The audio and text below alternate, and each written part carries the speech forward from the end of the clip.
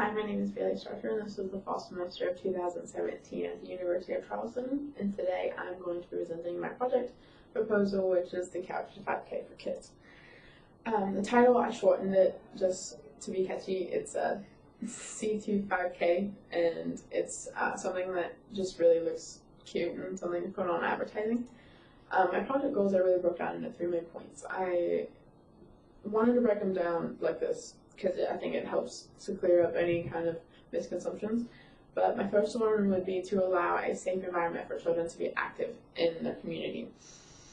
My second one would be to practice proper running and exercising techniques to install lifelong healthy habits that don't result in injury. And 3, to promote good health in the fight to beat childhood obesity. My first point, I really wanted to bring focus to the community with this event by incorporating the children, because yes, most 5Ks are from young adolescents up, where I wanted to focus more on the elementary age children, because it's a lot easier to develop healthy habits if the whole family is doing it. So not only are your children participating with you, but you can also participate with your children, which I think is very fun and something that most 5Ks don't have. My second goal, I wanted to give the community, the children a place in the community to be safe while doing this. I want experienced runners to help them develop exercising techniques that are safe and that don't encourage injury, like stretching. My senior year of high school, I tore my hamstring because I didn't know the proper way to stretch. So to me, this is super important to make sure that our children are getting the fundamentals before they start running the big, long marathons that could result in injury. My third point is a big one. It's the childhood obesity. Childhood obesity is on the rise in America, and it's causing serious health issues. Anything from asthma, breathing issues, to heart issues. Anything that also includes joint and muscular dysfunction could also be caused from childhood obesity. Childhood obesity, the rates currently run about 17%, which doesn't seem like a lot, but that's 12.7 million children and adolescents that are at the risk or close to obesity. With my program, it will allow children to develop healthy habits that lessen the risk with them developing bad habits, and also allow for there to be ways out where they know how to not become one of the statistics, and to help them really just beat obesity. My project promotes the idea of healthy living through a sturdy base development of just healthy habits and knowing your body and knowing how it works and which ways to stretch it and which ways not to, when to push and when not to.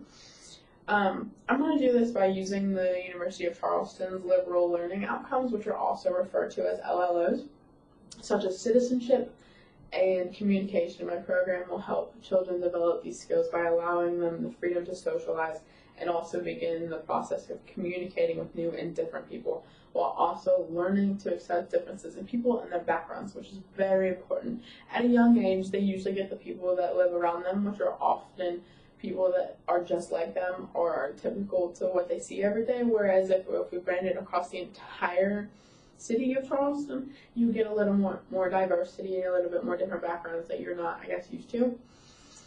My project plan, in January, we want to begin with promoting it and advertising it out to all the elementary schools and middle schools. Make sure that the parents know what it is, what we're doing, what our goals are, that kind of thing. In February, early February, we want to begin sign-ups and have permission slips ready for parents to sign off, and also a schedule of practices that can be changed later, but to make sure that they know this is how many practices we're trying to get in, while also taking applicants for experienced runners to train our participants. At the end of February, we want to begin our first warm-up practices, weather permitting, and begin teaching them the proper stretching techniques, which will be instructed by our experienced runners. And then at the beginning of March, making sure we're continuing practicing and making sure we're engaging our children by a little bit of competitiveness and games and prizes and things like that. Roughly about 3 weeks before the race, we want to make sure that we order t-shirts. T-shirts are all very important for groups, things like this, just to identify wise.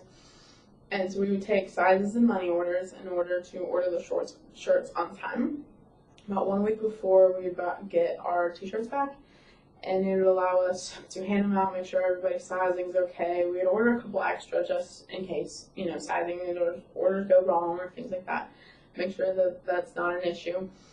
In the evening before the race, we want to make sure that everyone knows the meeting spot and the time to be there. We want most of our runners to run together. Obviously, if they have a parent, they're going to run with them. But most of our children are going to be running together as a group. That's what we train for. So we want to make sure everybody's in there and on time and good to go.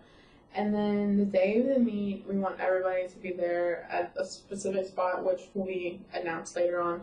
And we take attendance and then we complete the race. The resources that my project will have to use will be experienced runners, obviously, to teach the children how to run properly, when to push, when not to push, make sure you're stretching well, and the warm-ups and cool-downs, not only just the running part. And then we'll also have to use a public place to hold practices depending on the amount of volunteers we have, and maybe a backup to that would be a indoor facility if we could find one. And we also need an advisor to schedule and maintenance practices. That's just something that's going to take a toll on when everybody is most flexible in order to do them throughout the week, mostly talking to the parents. And then someone to design and order our t-shirts. The only constraints I really feel like we would have within our project would just be the weather. The weather is a really big could be a problem. If it's raining or snowing or things like that, we're going to have a bit of an issue trying to get around that. But that's why we're hoping to find an indoor facility that would work for not only just if it's raining or if it's snowing, but also if the wind chills a little cold, we can always go inside. The other constraint would really be just the lack of children that are engaged in experienced runners. But I know for a fact that I have a couple of the track people that were already volunteering because they want to work with children.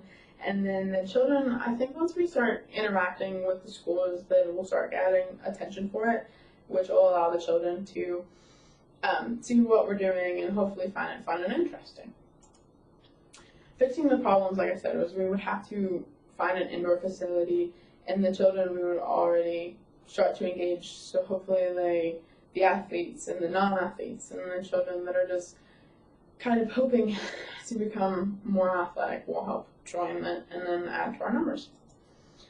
And my project proposal overall is just something that will help the children get in and out of the community and make sure that they're practicing healthy techniques and healthy habits, while also